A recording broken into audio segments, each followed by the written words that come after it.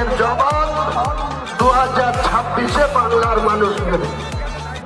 একইভাবে আমি বিজেপিকে সতর্ক করছি, আপনি যখন বলছেন যে কটা মুসলিম এমএলএ জিতে আসবে 26-এ, তাদের চাঙ্গুলা করে আপনি নাকি রাস্তায় ফেলবেন।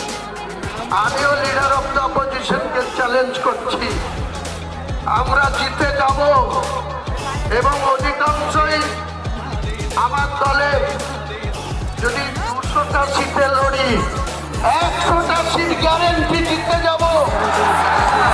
সেখানে হয়তো 70 মুসলিম থাকবে, 30টাও হিন্দু থাকবে।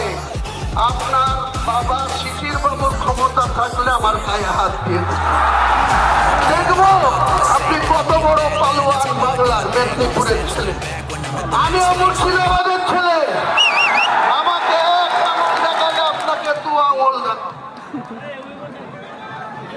রাজনৈতিক ভাবে চ্যালেঞ্জ আপনি অ্যাকসেপ্ট করুন। অনেক শুনেছি আপনি সাংবিধানিক চেয়ারে ওত নিয়ে লিডার অফ দ্য অপোজিশন হয়ে আপনি বলবেন আমি হিন্দুদের জনপ্রতিনিধি। এটা সংবিধানে বলা যায়? আমি হুমায়ুন কবির, ভোট যারাই দিক, আমি ভোট পেয়ে নির্বাচিত সার্টিফিকেট পেয়েছি। মুর্শিদাবাদ সহ বাংলার 11.5 কোটি মানুষের 294 জন এমএলএ, তারা 11.5 কোটি মানুষের জনপ্রতিনিধি। আমি হয়তো বেশি আমার 69 ভরতপুরকে প্রায়োরিটি দিই, কিন্তু আমাদের কর্তব্য বাংলার